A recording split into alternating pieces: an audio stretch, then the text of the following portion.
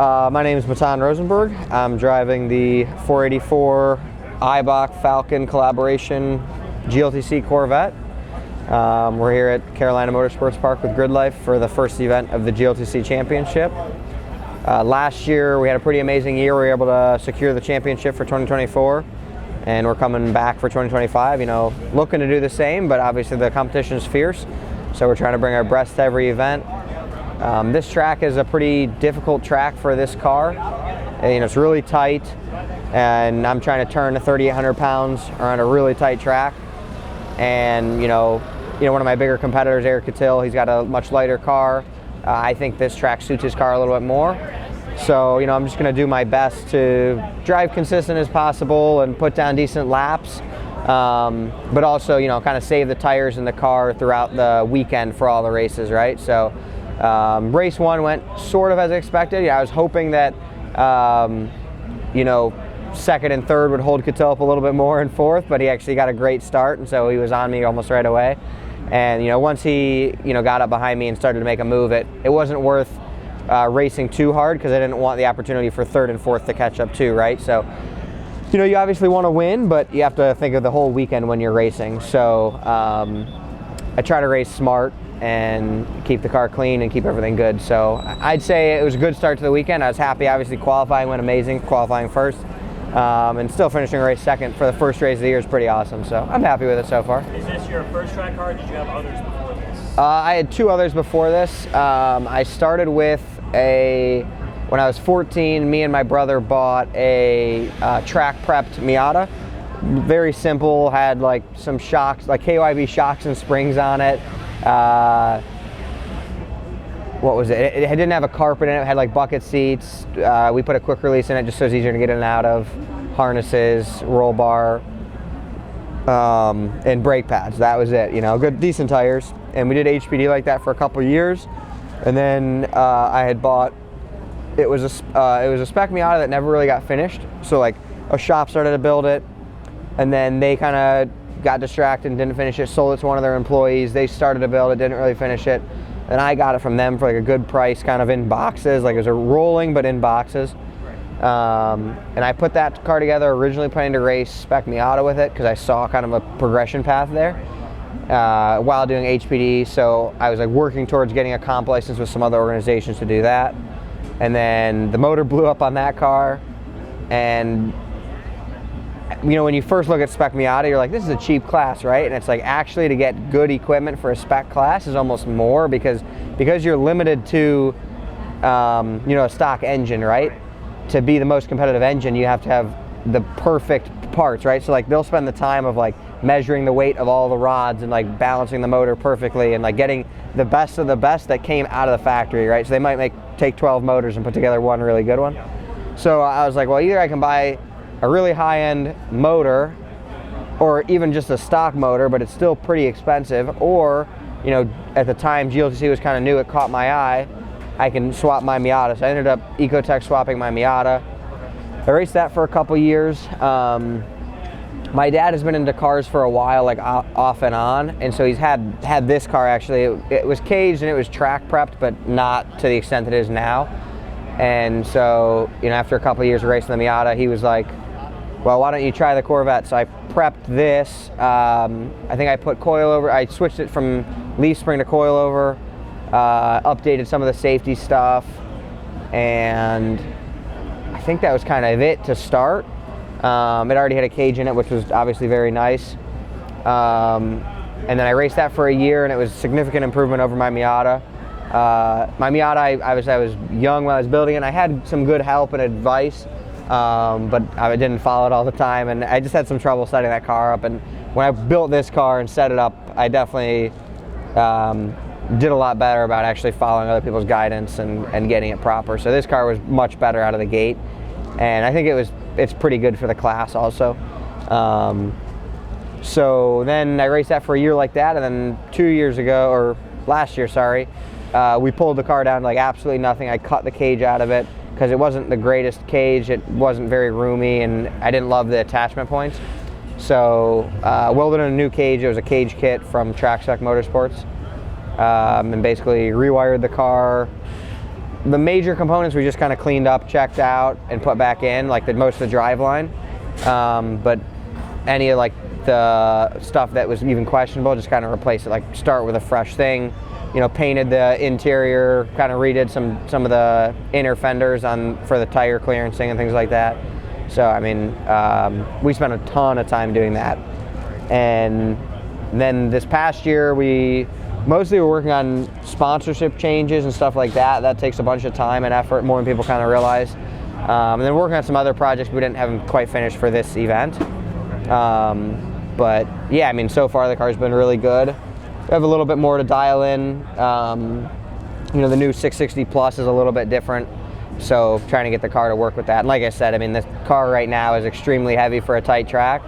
So we're talking about maybe taking some weight out and taking some power out, but we're not sure yet. So I mean, right now it's still good, right? Second place, but you're always looking to do better. So how did you first get into this kind of lifestyle, tracking and all that kind of stuff? What was that initial kick?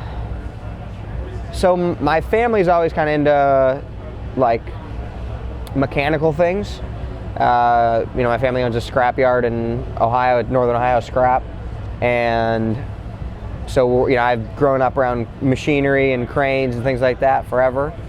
And my dad was into cars since he was a kid, and then he kind of backed off of the cars when he started having kids. I have 5 siblings, and he got into dirt bikes with us because it's a little bit easier to do with kids. And so we did that for a while, and I was never really good at like the conventional sports or things, right? Like in school. I was good at school, but not so much the sports, like never really good at that. So I wanted to be good at something, and I was decent at riding a dirt bike. And I actually went to go race a dirt bike and did like a couple dirt bike races. I just never really was comfortable on it, and I always was worried about like getting hurt on a dirt bike because it's not like you're done racing, it's like you can really mess stuff up. So I think like when I was like 13 or 14, I was like, oh, maybe I'll try cars. Because my dad had like done maybe a track day or 2 a year with this car for a while, so I'd kind of known about it, but I don't know, I got the itch to race, and I wanted to be good at something, and so I put a lot of effort into it. I tried to find an organization that would let me drive at 14, and like local HPD group, Auto Interest, like back and forth with emails, and they let me try it out, and they were like, okay, yeah, you're safe, and so I like ran through their program, and then like once you kind of get in one place, it's a lot easier to now you have a little bit of credit. So what's your journey been like through Gridlife? So I started with Gridlife. The chief instructor at Auto Interest was the chief instructor here when they were still running a fair amount of HPD, and I knew the chief instructor, and he kind of vouched for me, and they knew I wanted to do GLTC, and so they're like, how about you come out, run an HPD, get to meet us. So I did. I actually instructed for Gridlife at a couple events, and my car wasn't quite ready, my Miata. So I came out for a couple events, instructed, kind of met the Adam, the race director, and a couple other people, and then they allowed me to come to like a GLTC, like it was like a comp school weekend. So I think we went to a few more classes than like the normal weekend, and there were a couple other things they had us do. And then I've been all in pretty much since then, right? So like any of my free time pretty much goes to this. And I've just been trying to build more and more. I have aspirations of doing more in racing. Like I enjoy it. It's stressful, and like there's times when you're like, man, why do I do this? Like it's just so much going on. Like at events, you're trying to prep the car, all those kind of things. But you come here, meet people, and everybody's excited about this stuff. Like that's why we're all here, right? We like cars, we like driving stuff, things like that. So I still like to drive things, and like I said, there's times where it's like a lot of stress around the racing, or you got to get the media stuff right. Like it's not just show up and race. It's like it's a lot more to it. You got to build relationships with the companies and post on social media, and have the car prepped and race well, right? And trust that you're racing around people who aren't gonna wreck your stuff, which this series is pretty good for. But yeah, it's been a I would say a good journey. It's like you start to come to the events, and they've grown definitely over the past couple of years, but even when I started coming, they were pretty big events. And so you're like walking around, you're like, oh my God, and you get like you show up to enough of them. Like I've been to a lot of the Gridlife events, like close to the full schedule for, you know, probably 4 years.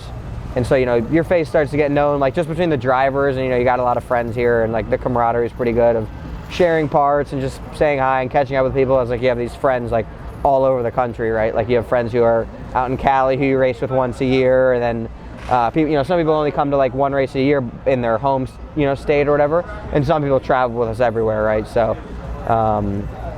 it's cool. It's a cool experience, you know. Like I said, kind of going from like overwhelmed, and then you know, you feel like you're a part of it, I guess. What's the short-term or long-term goals with like racing? With racing? People ask me that all the time.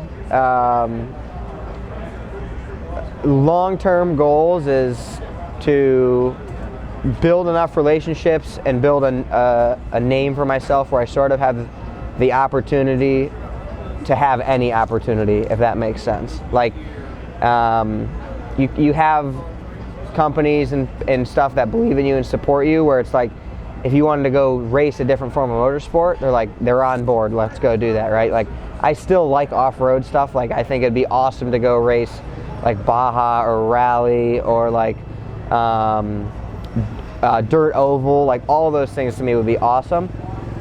So I'm kind of just trying short term to build, you know, keep the momentum I have with this series, because I think it's pretty amazing for the grassroots level that we're at to have like the brands I have in my car, like Falcon and Eibach. Like that's pretty crazy to me still, right? So, you know, try to you know, hold up my word of what I promised I was going to deliver to them, and do as good of a job as I can. And like I said, just keep the momentum, build the relationships with everybody, never turn down an opportunity. And, you know, kind of just keep pushing for more until, I don't know if you ever stop, really. It's kind of exhausting, but yeah, like I said, like you know, I like all forms of motorsport, drifting, off-road, and stuff like that. So I think it'd be cool, like I said, just, you know, these companies kind of have their hand in everything, right? So it's like if you build enough with them, it's like they can kind of take you to different spots, and it'd be cool. Why Gridlife specifically? Like why did you specifically want to come to Gridlife? Was it because you had connections, or? No, well, maybe, sort of. So I had found out about the series because Ed, that's the chief instructor, you know, I think it was like one of the first races of GLTC. Like we watched it together at a different event. We weren't at that event, but we watched it because it was happening at the same time. And it, like, just watching the racing kind of hooked me. Like it was awesome to have something that I could go enter for the same price as any other grassroots race with very similar car rules. Like it wasn't like I had to bring this crazy car. And you know, have a decent chance. It seemed like good competitors, and it was like an excitement about it, and you know, it still hasn't really left. Like the excitement kind of seems to keep building. Like, you know, like I said, like what level of racing at our level do you have like this many people hanging out, semis coming, you know, things like that. Like that's, you know, the attention of it all is cool, and I just thought there was more opportunity here. It wasn't exactly as clear of a path of progression, but I thought the opportunity was better, I guess. Okay, yeah, that makes sense. What advice would you give to someone wanting to get into like Gridlife and grassroots style racing? Gridlife, I would say Gridlife and grassroots. I mean, you have to do your research, and when you think you know, do more research. There's a lot of information out there. And you can definitely ask people for questions and advice, but before you do that, if you really want to do something, then you have to put the work in to find out stuff about it, right? So it's like, there's a lot of information out there on Facebook groups. You know, there's a bunch of like Gridlife Facebook groups, whether it's for GLTC or Track Battle. You know, you can find all the emails for the people. You can read the rule books. You know, if you have no experience, I would suggest looking into local, you know, high performance driving education events, HPDE events, and start there.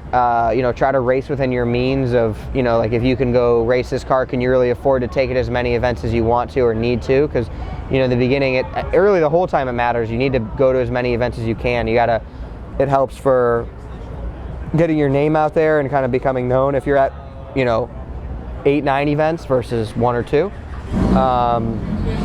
So, you know, build a car and race a car that you can actually afford to race, and you know, be realistic with yourself. You know, everybody's situation is a little bit different with, you know, work, you know, home life, everything goes on. Like, to race this class competitively, it's like you're giving up a lot of your personal time, and I'm okay with that. But you know, you have to be realistic about it. If you want to do well and be competitive, and not even necessarily do well, but if you want to make big strides in anything, you have to put time and effort to it. So you can't expect to go to one event a year, and in a year you're going to be an advanced driver, right? Like, so, and like I said, some people, you know, you only have the budget maybe to do one event a year, and that's fine, and that's great, and I'm glad you're getting into it. But just set a realistic timeline for yourself, and you know, maybe you can find ways to make it a little bit more cost effective, like volunteering at the you know, for the organizations or things like that. Like, there's just so many different ways to do it, and it just kind of depends on people's situations. But like I said, like, get as much information from different people. Like, I'm not gonna be able to tell you exactly how to do it, but I can tell you one thing that might stick with you, right? And then somebody else's story can, you know, you can apply, right? So it's like, same thing with building a car. It's like, you might be able to take one thing from somebody's car, but it's not like you can just transpose the whole car. It doesn't work like that. So, yeah, take it one step at a time. It seems like a lot, but it's not when you just go at it. And if you really like to do it, it's worth it. If you could like go back to the beginning of the racing journey, what would you change? Not sure that I would really change anything. I mean, I think I've been pretty lucky. I've met the right people at the right times, like a few times, which is pretty lucky. I don't know. I mean, like, short of like, oh, we should have had rain tires on that race or things like that, right? But like, overall, as far as my racing journey goes, like, I mean, I did the thing that everybody kind of says to do: get a cheap, slow car, a Miata, start with that, learn how to drive, and go from there, right? So started with that, kind of figured out which direction I wanted to go, and then once I did that, I committed to it. So I mean, I don't know. I'm not that far into my racing journey to have that much hindsight yet, because, you know, once you kind of get more information, then you can see the past a little bit clearer. But I'd say, you know, right now, sitting in like a custom Falcon Eyebox suit next to a Falcon Eyebox car is like pretty surreal. So like, I'm pretty happy with where I am currently, and I feel like for the amount of time I've been doing this, I'm pretty satisfied, more than satisfied with, I guess, where I've gotten. Right. And I don't know, maybe at times, maybe I wish I would have put a little bit more effort into things, but I would say I worked pretty hard at prepping cars and you know, relationships and the whole racing thing overall. Actually, maybe social media. I wish I did social media a little bit better. I wish I was better at that period, and I wish I maybe would have done it better from the start, because that's a big thing. How do you balance like racing with everything else in your life, like work and all that kind of stuff? Work, I'm pretty fortunate. I work for a family business, so I mean, I still have to make sure that my job gets done. But if I put in more hours on one day to make sure that that work gets done, then maybe I can take off a little bit earlier the next day. So, I mean, I try to be reasonable. You know, if I'm you know, working late on the car and I get to work a little bit, you know, later than I should, I try to stay a little bit later, things like that. But it obviously is something that's difficult to balance, and I'm very fortunate to have the situation that I do. But I also, like, as far as outside of work, anything else personal, almost anything else personal, if the car needs something, it gets dropped and I go work on the car, right? Like, short of like major family events. So, which is difficult at times, but you know, they're pretty supportive. And I mean, that's the other thing, having a good support system in it helps a lot. So, but yeah, I mean, like I said, it's like a lot of personal time, right? So I'm lucky I have friends who come and help me work on the car and things like that. Like Joey and Jed, they do a lot and hang out with me a lot when we're working on stuff, and that's always helpful. But you know, there's times where you're by yourself working on the car until 1 in the morning. You know, that's actually not even that late compared to some people working on the car, but you know, like these past 2 weeks, we've been working on the car every single day after work. Like, you know, you go to work for 8-9 hours, and you work on the car for 5-6 hours every day, go to bed, get up the next day, go to work, right? So 2 weeks straight of it, it's like, this is exhausting, but you know, this weekend so far has been worth it. With all this work done to the car, if you could pick one thing that you've done to it, what would that one thing that would be your favorite be? I didn't do this personally, but having the car wrapped is always really cool. I don't know if you saw the car last year at all. Yeah. This was yellow and black, right? So it's kind of cool getting the car back from the wrap shop and it feels like you have a new car. It kind of like re-energizes you a little bit. So like for years, you know, the first couple of years of racing, I always looked at the car, people who had wrapped cars, and I was like, man, that's awesome. I wish I could do that. And you know, the past couple of years of actually being able to do that has been pretty awesome. It's a lot more work on my end than I thought. Like, it's a lot of emails back and forth, making sure all the logos are proper, how everybody wants them. It's the newest logo and the logo they want, right. And the sizing, and you know, going back and forth with the companies and the wrap shop, and so it is quite a bit of work. And like by the end of it, it's like, oh, but when you get the car, it's worth it and it's cool. And so that's probably one of my favorite things, actually. Okay, nice. Where can people find you online and everything? Facebook, just Matan Rosenberg. Instagram, Matan_Rosenberg 484.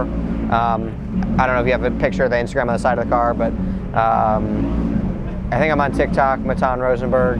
I have YouTube, Matan Rosenberg. I don't post that much on YouTube. I post a little bit on TikTok, mostly Instagram, Facebook. So, but yeah. So.